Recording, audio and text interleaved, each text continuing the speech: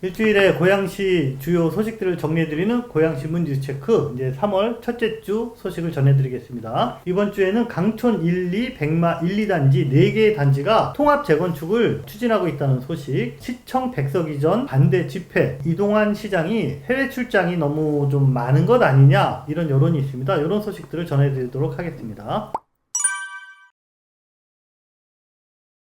네, 첫 번째 소식입니다. 1기 신도시 재건축 특별법이라고 할 수 있는 노후계획도시 특별법, 정부가 추진 중인데요. 이 특별법 내용을 살펴보면은 여러 단지가 한꺼번에 통합해가지고 재건축을 추진해야지 특별법의 혜택을 받을 수 있다, 이렇게 나와 있어요. 고양시도 단지가 통합해가지고 지금 재건축을 추진하고 있는 곳이 있는데, 특히나 강촌 1, 2단지, 백마 1, 2단지가 함께 손을 잡았습니다. 관련해서 주민공청회를 열었다고 하는데 어떤 내용인지 설명해 주시죠. 지난해 3월에 통합 재건축 논의를 일찍 시작하고 지난해 7월에 통합 추진위가 발족을 합니다. 경기도에 있는 5개 1기 신도시 전체에서 가장 먼저 통합 안전 진단도 여기가 신청을 했어요. 진도가 아주 빠르다라고 이야기할 수 있죠. 위치가 어딘지 지도를 한번 보시면은 마두 공원을 끼고 있는 4개의 아파트 단지, 이렇게 이해를 하시면 돼요. 마두 이동 행정복지센터, 그 다음에 정발초등학교, 백석고등학교, 이렇게 끼고 있고 4개가 하나의 블록으로 묶이는 그런 곳입니다.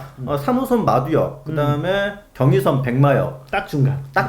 네네. 거기다가 학원가를 끼고 있어요. 장점이 뭐냐면은 4개 단지 총 2,900여 세대가 되는데 평균 용적률이 185%, 평균 대지 지분이 22.6평. 자, 요게 4개 단지의 평균 지분이 거의 비슷해요. 윤석윤 통합 재건축 추진위원장 이야기를 빌어보면 여건이 비슷해서 분담금 도출도 합의가 쉬울 것이다. 단지가 같이 통합돼서 추진한다 하더라도 분담금 계산할 때 분란이 일어날 수 있거든요. 근데 그 분란을 최소화할 수 있다. 공청회가 어떤 내용으로 열렸나 보니까 시의원들이 주제 발표를 했어요. 손동숙 시의원은 기반시설 확충 등 이 공익성이 전제돼야 한다, 요거를 다시 한번 짚었고요. 권용재 시의원은 국가나 지자체 등의 어떤 특별한 융자 지원 등을 정치권에서 노력해야 된다, 뭐 이런 이야기를 좀 했습니다. 국민의힘 고양병 김정혁 당협위원장도 1기 신도시 실태 조사를 위해서 원희룡 장관이 조만간 일산에 올 것이다, 통합 재건축하는 요 단지를 아마 주목할 것이다, 뭐 이런 이야기도 했어요. 3.1절 3월 1일날 주황색 풍선이 화정역 앞에서 대규모 물결을 이뤘어요. 백석 이전 반대 집회가 지금까지 총 공식적으로 5번이 열렸는데, 이번에 처음으로 덕양구의 중심이라고 할 수 있는 화정역 광장에서 열렸습니다. 경찰 추산으로는 한 1,000명, 주최 측 추산으로는 한 3,500명. 이전과 좀 달라진 점은 뭐냐면 정치인들이 주로 발언을 했거든요. 근데 이번에는 시민들이 마이크를 직접 잡고 내가 왜 이 집회에 참여했느냐, 뭐 이런 거를 호소를 하는 이런 모습들이 좀 많이 눈에 띄었습니다. 한 가지 더, 이제 그동안 원당 신청사 존치위라고 불렸던 반대 집회의 구심점이 고양시청 원안 건립 추진위원회, 이렇게 이제 명칭을 바꿨네요. 덕양구 전체로, 또 고양시 전체로 좀 이렇게 확산하려는 그런 의도를 가지고 명칭을 바꾼 것 같고요. 집회 후에는 어울림놀이까지 2km 정도 가도 행진을 벌이기도 했습니다. 이 집회와 관련해서는 저희가 관련 영상을 따로 찍어서 편집해서 올려드렸으니까요. 궁금하신 분들은 그거 참고하시면 되겠습니다.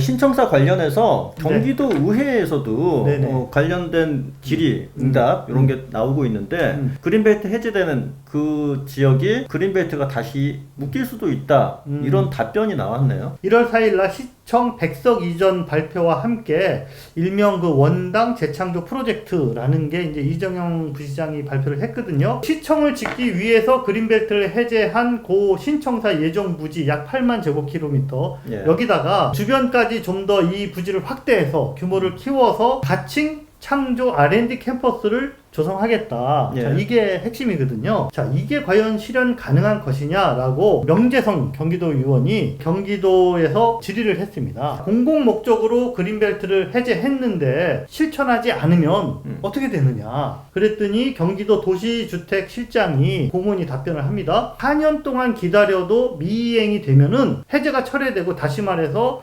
그린벨트가 원상 복귀된다. 자, 그래서 명재성 도의원이 다시 묻습니다. 자, 그러면은 시청은 아니라 다른 목적으로 다른 건물 지을 수가 있나요? 라고 물어본 거예요. 당초 목적 외에는 허용할 수 없다. 이렇게 답변을 해서 자, 그렇다면은 이거 단계적으로 지금부터 추진을 한다 그래도 창조 R&D 캠퍼스를 하려면은 그린벨트를 다시 해제해야 하는 거예요. 원상 복귀 됐다가 또다시 해제시켜야 되는데 이게 과연 가능하겠느냐. 고양시청 원안건립 추진위 관계자는 이게 원당 재창조 프로젝트가 정말 얼마나 졸속으로 만들어졌는지를 다시 한번 확인하는 이런 이제 답변이다. 이렇게 이야기를 했습니다. 최근에 이동환 시장이 해외 출장을 많이 나간다. 네. 이제 이런 얘기가 있어서 저희가 좀 확인을 해봤어요. 25일 동안 해외에 있는 걸로 확인됐는데 자세히 설명을 좀 해주시죠. 일단 횟수로는 비행기 타고 나간 게 5번입니다. 나라로는 총 8개 나라를 다녀왔고요. 해외에 총 체류했던 기간이 얼마인가 그랬더니 4개월 동안 25일을 해외에 있었던 것으로 체크를 해보니까 그러네요. 이집트에서는 UN 기후변화 협약 총회에 참석했고요. 이스라엘에서는 연구소를 방문해서 그 벤처기업 정책을 좀 확인하고, 아랍에미레이트 여기서도 스타트업 기업 요충지 벤치마킹, 일본에서는 CJ랑 AEG, 그 다음에 고양시간에 MOU, 미국 마이애미에서는 MIT 공대 유명한 교수님 만나서 바이오 클러스터 자문 들었다. 스페인 바르셀로나에서는 이동통신 박람회 참가, 독일 프랑크푸르트에서는 관광 콘텐츠 벤치마킹. 예. 자, 이런 숨가쁜 일정들을 쭉쭉 했는데, 아니 굉장히 네. 의미 있는 또 해외 순방이다 이렇게도 네, 네. 볼 수 있는 것 아닌가. 네, 맞습니다. 시에서는 이 모든 목적이 예. 기업 유치를 위한 선진 사례 견학, 벤치마킹, 그 다음에 유명 석학이나 전문가들을 면담해서 뭔가 좀 조언도 듣고 뭐 이랬다. 예. 자, 이런 거는 해외 나갈 때마다 바로 실시간으로 고양시에서 보도자료를 내요. 예, 그래서 그렇죠. 지금까지 해외 출장 보도자료만 20차례 가까이 이렇게 예. 자세히 사진과 함께 이렇게 보도를 하고 있거든요. 이동환 시장의 이런 행보를 지지하는 쪽에서는 이거 지자체장으로서 아주 적극적인 해외 세일즈 행보다 이렇게 이제 긍정적으로 평가를 하기도 합니다. 저 얼굴 보기 힘들 거예요. 아, 기업인들 만나러 다닐 겁니다. 라는 말을 저희 고양신문 인터뷰 때 했어요. 그러네요. 예. 예. 그런 걸로 보면은 그 음. 약속을 잘 지키고 있는 것으로도 해석이 됩니다, 또. 하지만 이제 이동환 시장의 이런 행보를 이제 좀 불편하게 보는 시각에서는 우리 고양시 내부에 여론이 둘로 갈라지고 있는데 놔두고 해외 나가면 되겠냐. 그 다음에 아까 말씀하신 것처럼 시의회와의 그렇죠. 갈등도 지금 풀린 게 없어요. 계속 현재 진행형입니다. 대화를 해야 될 시간인데 이렇게 자꾸 해외로 나가면 어떡하냐. 예. 이제 이런 여론들이 많은 아무튼 거죠. 시장이 해외 자주 나가는 것 네. 좋게 볼 수도 있지만은 안 좋게 볼 수도 있다. 뭐 이런 얘기인데 요거와 관련해서 제가 최근 좀 기억에 남는 보도자료가 하나 있어서 여러분한테 잠깐 소개를 해드리면, 보도자료 제목이 뭐냐면 실국 소장 인사 예산권 책임 행정, 공무원으로서 각각 부서에서 책임있게 행정을 해라.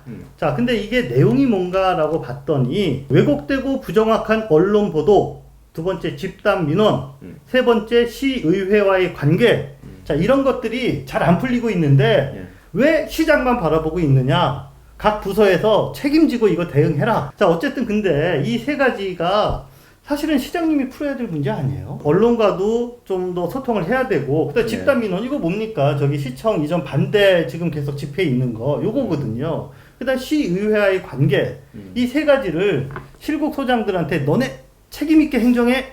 나는 해외 나갔다 오니까 아무 문제 없이 요거 잘 대처해야 돼. 그러고 나가신 거예요. 사실은 지금까지도 고양신문과의 인터뷰를 거부하고 있습니다. 이동환 시장은. 본인과 어떤 시각이 다른 언론사와도 좀 용기 있게 인터뷰를 해보시는 것도 좋지 않을까 이런 생각도 네네. 드는데 언제 응답이 올지 기다려 보겠습니다. 자, 경기 북부를 특별 자치도로 이렇게 만들자. 김동연 경기지사가 좀 강하게 이렇게 드라이브를 하고 있는데, 결과를 보니까 경기도민의 약 87%가 경기 북부 특별자치도 설치에 공감한다. 이렇게 답변을 했습니다. 온라인으로 이렇게 네. 토론회 형태로 여론조사를 했는데 처음에 4일 동안은 특별한 내용 없이 너 생각 얘기해봐 해가지고 나온 어떤 설문조사를 보니까 경기 남부권에서는 처음에는 약 57%만 찬성을 했어요. 두 번째 조사는 어떻게 했냐면은 자료를 좀 주고 찬반을 나눠보자 해가지고 해봤더니 조금 높게 나왔어. 그리고 제일 마지막에는 토론까지 합니다. 그렇게 되니까 더 높게 올라갔어요. 북부특별자치도가 필요하다고 응답한 사람들의 네. 가장 첫 번째 이유가 뭐냐? 성장 기회에 대한 잠재력이 충분하다. 경기 북부가. 이런 답변이 높았고, 경기 남부와 북부는 이제 서울이 가로막고 있잖아요. 생활이라든가 경제권이 완전히 다르다. 그래서 어떤 행정의 효율성이 떨어진다. 뭐 이런 답변도 있었고, 또 하나는 수도권 과밀화 해소에 이제 필요하다. 이런 답변이 있었습니다. 반대로 특례시로 지정돼 있는 그런 시군은 적극적이지 않을 것인데 이거 되겠느냐? 이런 답변이에요. 결국은 특례시, 고양시를 얘기하고 있는 거거든요. 오히려 우리가 퍼줘야 되는 것 아니야? 이런 생각을 할 수밖에 없는 것이죠. 사실은 그래서 결국은 고양시의 입장이 중요해질 수밖에 없습니다. 특별한 어떤 설명, 어떤 설득 이런 것들을 경기도가 충분히 준비해야 되지 않겠느냐 이런 생각이 들고요. 앞으로 이제 1년 동안 공론화 과정이 계속 진행될 텐데 그 1년 동안 고양시가 어떤 입장을 취할지가 가장 중요해졌습니다. 자, 고양시가 우리 고양시의 자족 기능을 늘리기 위해서 정말 여러 가지 지금 도전과 시도를 하고 있는데요. 산업통상자원부에서 주관하는 국가 첨단 전략산업 특화단지, 여기에 반도체 분야에 공모했다. 자, 이런 소식이네요. 자, 이거 뭐 어떤 사업이고 이게 한 몇 개나 이렇게 여기에 도전한 건지 좀 알려주세요. 경기도가 받은 신청서가 7개예요. 지난달 27일 신청이 네네. 완료가 됐습니다. JDS 지구에 경제자유구역 지금 추진 중이잖아요. 거기다가 반도체 클러스터를 만들겠다. 어떤 반도체 기업이 고양시에 들어올지 당연히 어떤 확정된 부분은 없습니다. 없어요. 전혀 네, 없죠. 네, 당연히. 네. 전혀 없는데 일단은 특화 단지로 먼저 지정된 뒤에 기업을 유치하겠다. 이런 전략입니다. 경기 북부권에 있는 고양, 남양주는 선 지정 후에 유치는 나중에 하겠다. 즉 기업이 없는 거예요. 예를 들어서 용인 같은 경우에는 네. SK 하이닉스, 삼성전자 예. 뭐 이런 것들이 이미 기존에 유치되어 있기 때문에 여기를 특화해 주세요 라고 정부에다가 요청한다는 거예요. 좀 더 혜택 주세요. 자, 고양시가 근데 어떤 분야의 반도체를 유치하려고 하느냐면은 네. 이동환 시장이 자꾸 얘기했습니다. 시스템 반도체를 유치하겠다. 대한민국 반도체는 시스템 반도체는 약간 취약하다. 여기를 좀 살려야 된다는 게 사실 국가적인 목표인데 네. 여기에 부응하기 위해서 이동환 시장이 시스템 반도체를 선점하겠다. 고양시가. 네. 약간 이런 전략을 가지고 있는 것 같습니다. 반도체 기업이 고양시에 들어올 수 있을까? 이게 첫 번째 이제 관문일 테고 네. 두 번째 관문은 시스템 반도체가 그게 몸집을 키울 수 있는가? 이게 두 번째 단계예요. 그러다 보니까 이게 굉장히 긴 시간이 앞으로 필요하지 않을까? 이제 한다 하더라도 네. 이런 생각이 드네요.